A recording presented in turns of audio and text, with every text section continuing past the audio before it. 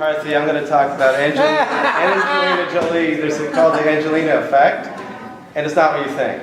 You know, she may, when you watch movies, and she may have an effect, or a spellbinding effect. But I'm going from the father genetics, and as an introduction to Suba, to Angelina Jolie at 160 years in 5 minutes. So basically, I want to give you a little primer about where we are with genetics. It was the father of, you can't see the slides real well, but a friar in Czech Republic now came up with a theory for modern genetics, which he was doing experiments for peas. It was the first predictive test where you take a yellow pea and a green pea, and you splice them together. Farmers have been doing it for centuries before Mendel, and the first generation is going to be all yellow. The yellow is the dominant, and the green is, if you know a little bit about genetics, is all yellow. And then the second generation, you get a pattern of 3 to 1 of the yellow and the green being the recessive pea and the yellow pea. So that was the first experiment. We did it over in the 1850s and 60s. And so the timeline here, like I said, you can't see real well, but then we're going to offer ahead a little, because 1953, James Watson, actually from Chicago, born in Chicago, believe it or not, James Watson Crick, and his other colleague that you don't hear very much about, Maurice Watkins, was awarded the Nobel Prize for discovery of the double helix of DNA. And in 1953, Watson and Crick are more credited. There's Watson and two Brits, both Francis Crick and Maurice Watkins. 1977, Francis Singer did the DNA sequencing of the first bacteria. And 1983, Huntington's disease, the first gene was mapped. And in 1983, and Huntington's disease is a very deadly musculoskeletal disease. In 1989, cystic fibrosis disease was identified. Now, 1990 was a sentinel year for genetics. Now, it's when you may have heard of the BRCA gene. It was identified on chromosome 17. It's a mutation. What happens in what causes a disease, a cancer, is that there's a mutation in one cell that occurs, and we're going to learn how many chromosomes we have. Here you all did the fund of knowledge test here, how many chromosomes we have in the human genome. So the BRCA gene was isolated in 1990, and there's a gene that helps repair DNA. It goes in the double helix strand and helps repair, and there's a mutation in the repair process that helps repair, then you can get cancer, and that you cause one mutation. So the BRCA mutation on the BRCA gene that prevents the suppression of this repair process of DNA causes cancer. And what kind of cancer? Primarily breast and ovarian cancer. So the BRCA gene, so remember that fact. We're going to come back to that. And also in 1990s, the Human Genome Project. U.S. government sponsored something. Again, the U.S. government actually did something good, I believe, here. It was to be a 15-year, 20-country project, totally funded by the U.S. government, $3 billion.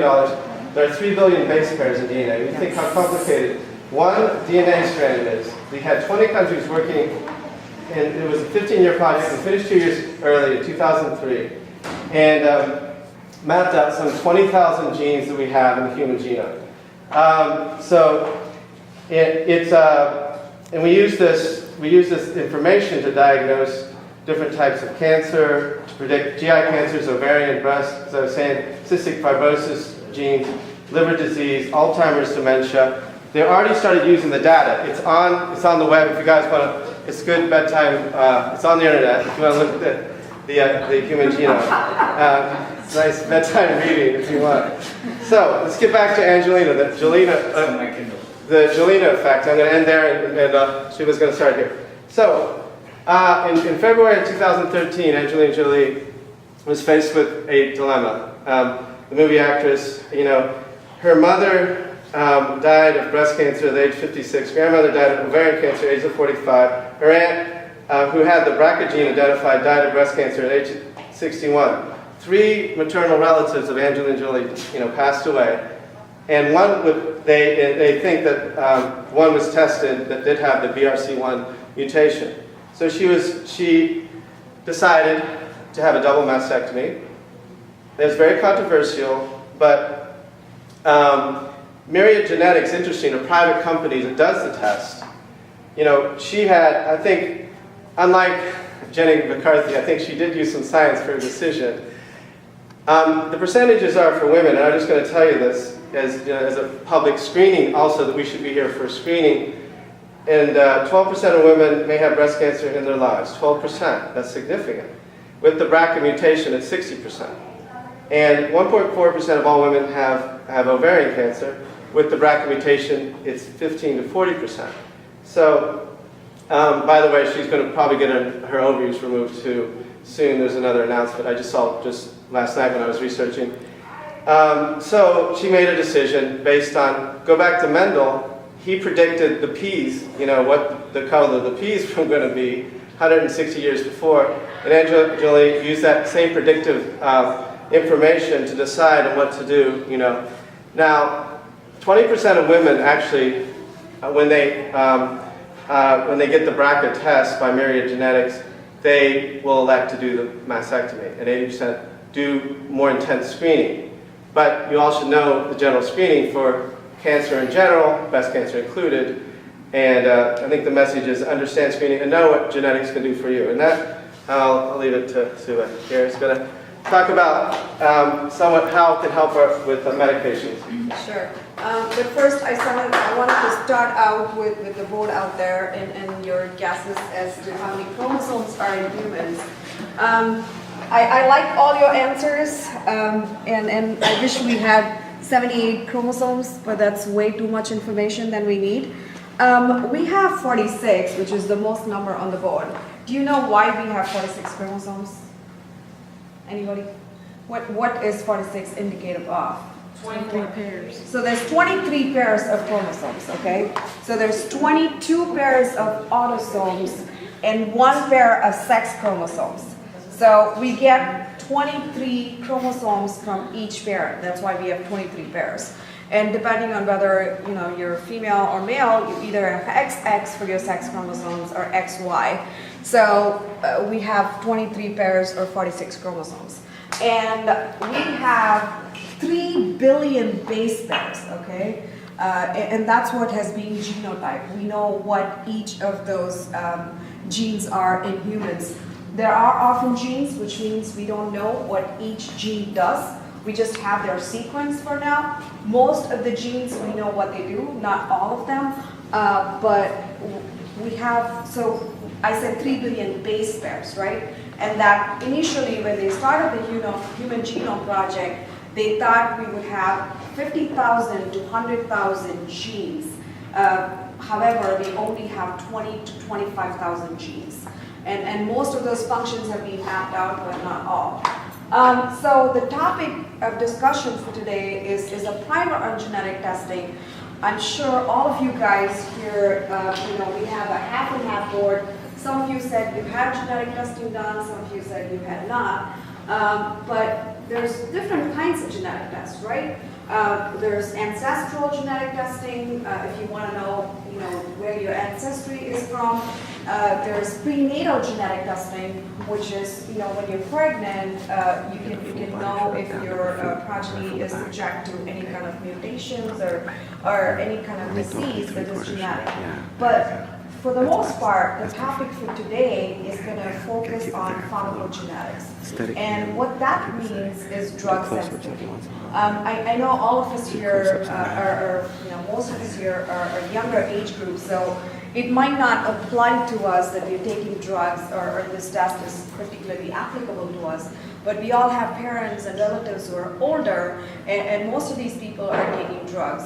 And this test was very important to know if the drugs we are taking even works for us. And this is another example. I just wanted to show you how you could be different, right? So we talked about how the warfarin doses for 3 people of the same age group and same sex and same physical attributes is different. This is just another example to show you. So drugs are metabolized in our body, right? So when you give a person a drug, the drug needs to be eliminated from the system, or the drug needs to be activated to produce its therapeutic effect, right? For example, codeine, it needs to be activated to morphine to be functional.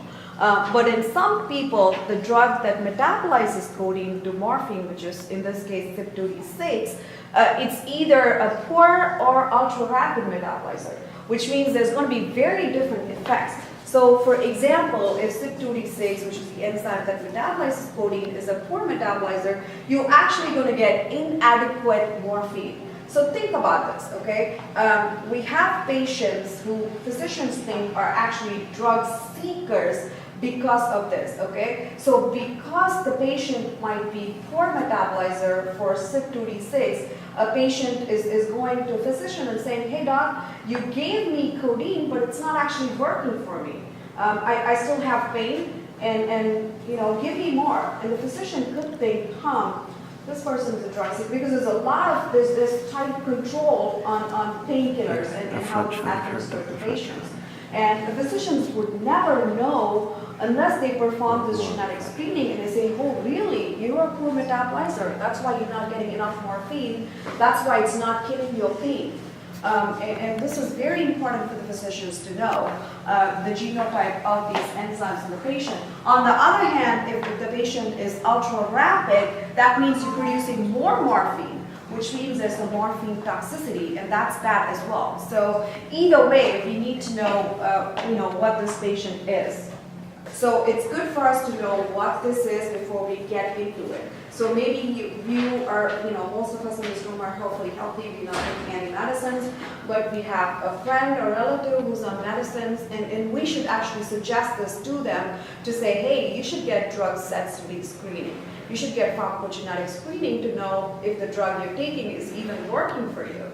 So does the insurance cover it if they don't? Yes. The FDA doesn't approve for this? See, the thing with insurance companies is they will cover testing as long as it's preventive, right? So instead of giving them a medicine that's not even working for them, and then they're going to be re-hospitalized and hospitalization costs, to them, doing the screening is actually saving them money. Right. So now the physicians know what exact drugs to give the patient. And in that sense, yes, Medicare covers it 100%, and other private insurances are now picking it up. So what is genomic medicine? So genomic medicine is absolutely going to change healthcare, that is for sure. It's going to provide knowledge of individual genetic predispositions. Actually, I think in the future, all of us are going to go down carrying genetic chips with us, with all our genetic information in there. So genetic predisposition to diseases, pharmacogenomics, which is drug sensitivity, also allowing population-based screening for certain, so for example, say Asian populations are more prone to diabetes, for example. If that's true, then it would make it compulsory for those particular populations who have more prevalence of the disease to be screened for those genetic inheritances. And finally, knowledge of these individual genetic predispositions will allow individualized screening. So, like I said, no two people are going to be the same. Especially, I know Dr. Chindi is left, but especially with cancer, and we were having this discussion before, everybody is different, okay? The reason why we haven't found one cure yet for cancer is because of the mutations that constantly occur in oncology patients. And we all want individualized therapy that works for us. So genetic predispositions, screening for them will allow individualized screening, individualized behavior changes, and pre-symptomatic medical therapies like anti-colon cancer agents before the colon cancer develops, and antihypertensives before hypertension develops. So based on your genetic profile, we can get, so if we know that you have a familial history of hypertension, then we will be able to treat you with the appropriate medicine that's right for you. So essentially, pharmacogenetics is right medicine for the right people at the right time. Thank you very much for listening.